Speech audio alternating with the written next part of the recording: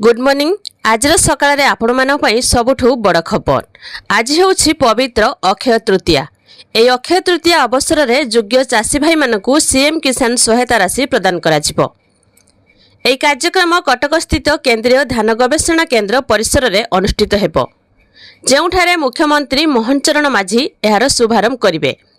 राज्य में 41,68,582 चाषी को खरीफ सहायता राशि प्रदान करा जिवो।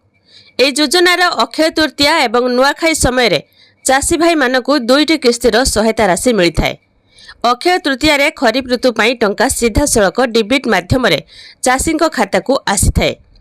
किंतु सबुठु बहुत बड़ गुरुत्वपूर्ण कथा है कि जो चाषी भाई माने सीएम किसान योजन इ केवासी करछंती सेमानकु एई टंका सीधासलख आसबाकू जाउछि। आ जो चाषी भाई माने इ केवासी करिनांती सेमाने एई योजनारू बाद पड़िबे, जाके सेमानकु 2000 टंकारु वंचित रहिबे। आज होछि एप्रिल 20 तारिख अक्षय तृतीया। এই অবসରରେ যোগ্য চাষী ভাই মানকু 2000 টঙ্কা প্রদান করা যিব। এই সহায়তা রাশি কটকস্থিত কেন্দ্রীয় ধান গবেষণা কেন্দ্র পরিসରରେ মুখ্যমন্ত্রী মোহন চରଣ মাঝীଙ୍କ দ্বারা প্রদান করা যিব। রাজ্যର 41,68,582 চাষীଙ୍କୁ খরিফ সহায়তা প্রদান করা যিব। অক্ষয় তৃতীয়া এবং নুয়াখাই সমୟରେ চাষীଙ୍କୁ দুইটি কিস্তিର সহায়তা মিলিଥାଏ। आपण माने এই सीएम किसान योजनार टंका पाउछंती कि नहीं कमेंट रे जणेबे। आउ केउ जिल्लारू भिडियोटी को देखुचंती भिडियो को लाइक करिवे, चैनल सहित जोड़ी होई रहबा पई चैनल को सब्सक्राइब करिकि रखिथिबे।